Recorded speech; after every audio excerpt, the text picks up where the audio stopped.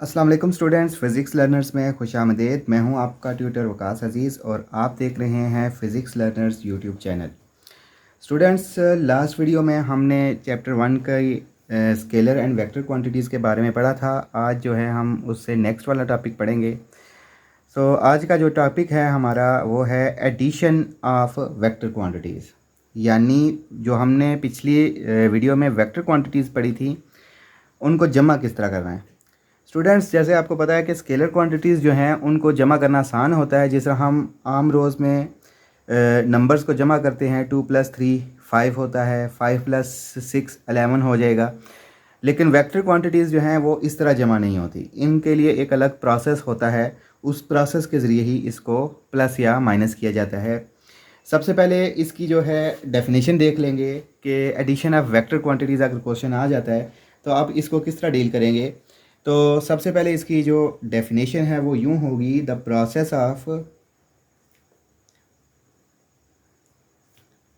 Process of adding. Adding भी बोल सकते हैं या इसको बोल सकते हैं combining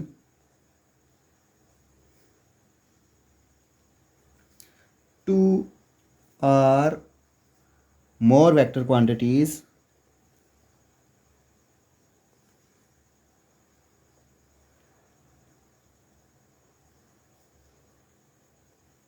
into a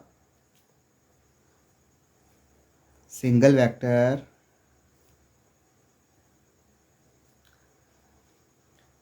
is called resultant vector.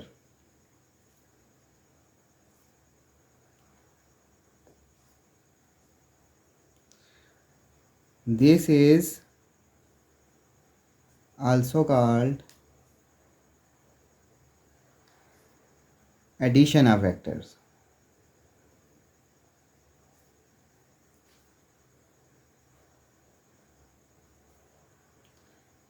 Usually it is denoted by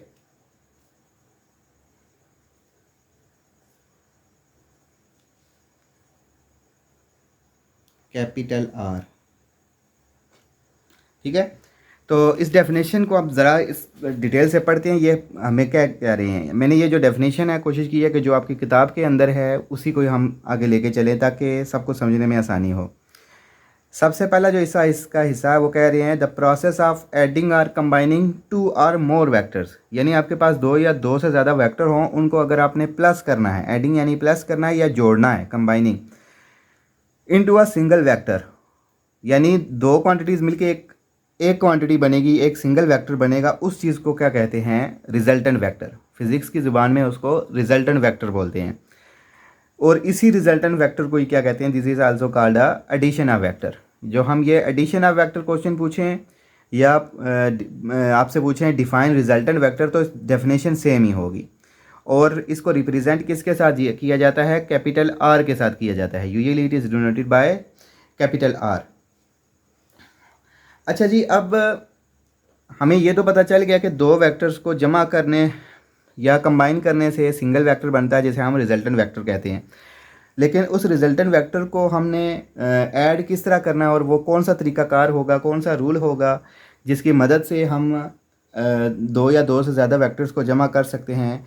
वो वेक्टर जो रूल है वो क्या है? एडिशन। इसको हम यहाँ इस तरह लिख सकते हैं, एडिशन ऑफ वेक्टर क्वांटिटीज़। कुछ चीज़ें जो हैं आपकी किताब के अंदर नहीं लिखी हुई, तो मैं कोशिश करता हूँ कि वो आपके साथ थोड़ी शामिल कर लूँ, क्योंकि दूसरे जो सिलेबस हैं, दूसरे जो बोर्ड हैं, जैसे पंजाब बोर्ड हो गया या एजे के बोर्ड हो गया, तो उनमें जो है कुछ ऐसी चीज़ें भी हैं जो आपकी फेडरल बोर्ड वाली बुक में शामिल नहीं हैं। तो थोड़ी सी हाइलाइट्स उसको भी मैं शामिल कर लूँगा ताकि आपके जो है नॉलेज में भी इजाफा होता जाए, और जो अगर कोई पेपर में अनसीन क्वेश्चन भी आ जाए उसको भी आप आसानी से डील कर सकें। तो addition of vector quantities can be performed by using the method called, एक मेथड है जिसकी मदद से हम वेक्टर्स क्वांटिटीज़ को हैं वो हम जमा करते हैं, वो मेथड वो कौन सा है, उस मेथड को हम बोलते हैं हेड टू टेल रूल। ठीक है, ये जो मेथड है हेड टू टेल रूल, इसका काम ही यही होता है कि दो वेक्टर्स को क्या करना है, उसने ज्वाइन करना है या प्लस करना है। ठीक है, अब सबसे पहले इसको देखेंगे। अगर क्वेश्चन आ जाता है define head to tail rule, तो हेड टू टेल रूल की डेफिनेशन आपको पता होनी चाहिए कि हेड टू टेल रूल है क्या। इसको मैं बारी बारी एक्सप्लेन भी करूँगा कि ये पिक्चर बना के भी इसको जो है आपको एक्सप्लेन करूँगा कि हेड टू टेल रूल काम किस तरह करता है। सबसे पहले ना हम इसकी डेफिनेशन लिख लेते हैं। हेड टू टेल रूल, मैं उम्मीद करता हूँ कि आप जो है मेरा जो जो मैं यहाँ पे कॉपी पे परफॉर्म कर रहा हूँ या जो लिख रहा हूँ वो आप साथ साथ इसके नोट्स बनाते जाएंगे, ताकि जब आपके एग्ज़ाम्स आएंगे आपके लिए आसानी हो और एक मवाद आपके पास जमा होता जाए। तो अभी हम हेड टू टेल रूल देखेंगे कि हेड टू टेल रूल क्या है, या इसको किस तरह डिफ़ाइन कर सकते हैं। Bye joining the head of first vector to the tail of second vector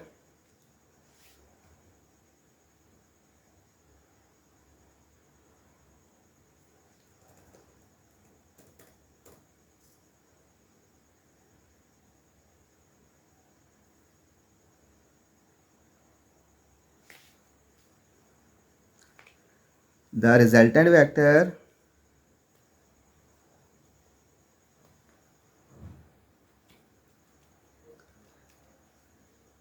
can be obtained by, इसको मैं जो है एक्सप्लेन भी थोड़ा करता हूँ, आपको थोड़ा आइडिया इसका हो जाएगा ये कहना क्या चाह रहा है। Bye joining the head of last vector to the tail of first vector। ठीक है, इसमें आप देखें वो कहना क्या चाह रहा है। Bye joining the head of first vector, आपको जैसे पिछले टॉपिक्स में भी बताया था कि जो वेक्टर्स हैं वो डिफाइन होते हैं एरोज़ के साथ। तो जो एरो का हेड होता है ना, उसको आपने जोड़ना है अगले वेक्टर की या जो सेकंड वेक्टर है उसकी टेल के साथ। और अगर आपने रिजल्टेंट वेक्टर हासिल करना है तो वो तब आपको हासिल होगा by obtaining by head of last vector to the tail of first vector. ठीक है, ये इसकी क्या है डेफिनेशन है। अब चलते हैं इसको डायग्राम की मदद से आपको समझाने की कोशिश करता हूँ। फॉर एग्ज़ाम्पल हमारे पास वेक्टर ए है जिसका आपको ये एरो का निशान नज़र आ रहा है, इसको मैंने ऊपर की तरफ रखा है और बी को स्लाइटली डाउनवर्ड किया है थोड़ा सा, और ये बी वेक्टर है हमारे पास। और इसी तरह एक तीसरा वेक्टर है सी, उसका एरो मैंने बिल्कुल डाउनवर्ड कर दिया है। अब हमने हेड टू टेल रूल की मदद से ना इनको जोड़ना है और जोड़ के रिजल्टेंट वेक्टर हासिल करना है, जिसे हम क्या कहेंगे कि एडिशन ऑफ वेक्टर या रिजल्टेंट वेक्टर जिसको बोलते हैं। तो इसको ज्वाइन किस तरह करेंगे, मैंने कहा कि head of first vector to the tail of second vector, तो इसकी टेल जो है बी की वो यहाँ जुड़ जाएगी और अगले की फिर इसका हेड इसकी टेल के साथ जुड़ेगा तो सी की टेल इसके साथ जुड़ जाएगी बी के हेड के साथ। ये ए वेक्टर था, ये बी वेक्टर है, ये सी वेक्टर है। और आखिर में कहा है कि रिजल्टेंट वेक्टर किस तरह ऑब्टेन होगा, by joining the head of last vector to the tail of first vector, यानी इसका हेड और इसकी टेल को मिला देने से हमें क्या मिलेगा, रिजल्टेंट वेक्टर मिल जाएगा। तो इसको इसके साथ जोड़ दोगे तो ये जो हमारे पास आएगा इसको हम क्या कहते हैं, रिजल्टेंट वेक्टर कहते हैं। ठीक है, तो ये था हमारा आज का टॉपिक एडिशन ऑफ वेक्टर्स। लेकिन इसके साथ एक और टॉपिक शामिल है, आपकी बुक में ये चीज़ शामिल नहीं है। अभी तो हमने पढ़ा कि एडिशन ऑफ वेक्टर, एक होता है रेजोल्यूशन ऑफ वेक्टर यानी वेक्टर्स को तोड़ना। ये काफ़ी लेंथी टॉपिक है, लेकिन मैं इसकी डेफिनेशन सिर्फ आपको बताऊंगा, इसकी डिटेल ज़्यादा नहीं बताऊंगा क्योंकि ये आपके सिलेबस में शामिल नहीं है। तो अगर आ जाता है कि रेजोल्यूशन ऑफ वेक्टर, यानी वेक्टर्स को तोड़ा किस तरह जा सकता है, एक रिजल्टेंट वेक्टर है उसके टुकड़े किस तरह किए जा सकते हैं, ये जो है इसमें बताया जाएगा। रेजोल्यूशन ऑफ वेक्टर्स, तो ये अगर क्वेश्चन आ जाता है डिफाइन रेजोल्यूशन ऑफ वेक्टर्स, तो आप इसकी डेफिनेशन कुछ इस तरह लिखेंगे, the splitting of vectors,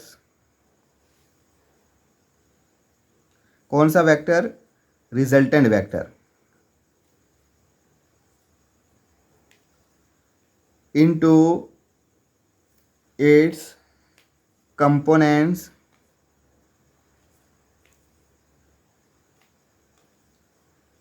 is called resolution of vector।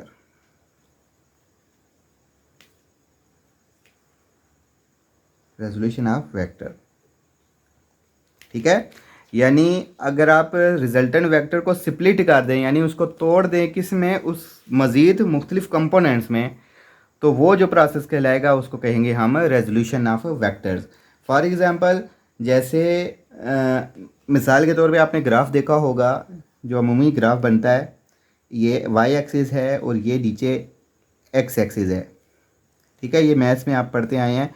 और फ़र्ज़ करें हमारे पास एक ग्राफ में लाइन आई है, स्ट्रेट लाइन, ठीक है, एक स्ट्रेट लाइन बनी है, किसी किस्म का भी ग्राफ है, ठीक है, उसमें आपकी स्ट्रेट लाइन है और ये आपका जो वेक्टर बना है इसको क्या कहते हैं, रिजल्टेंट वेक्टर, ठीक है।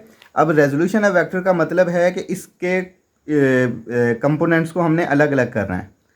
इसका वाई कंपोनेंट जो होगा वो डॉटेड लाइन के साथ हम इस तरह ड्रा करते हैं, और जो एक्स कंपोनेंट होता है वो हम इस तरह ड्रा करते हैं। यानी ये वाली आप देखें ना जो लाइन बन रही है, ये एक्स एक्सिस के पैरेलल है, और ये वाली लाइन जो है वो वाई पैरेलल के सॉरी वाई एक्सिस के पैरेलल है।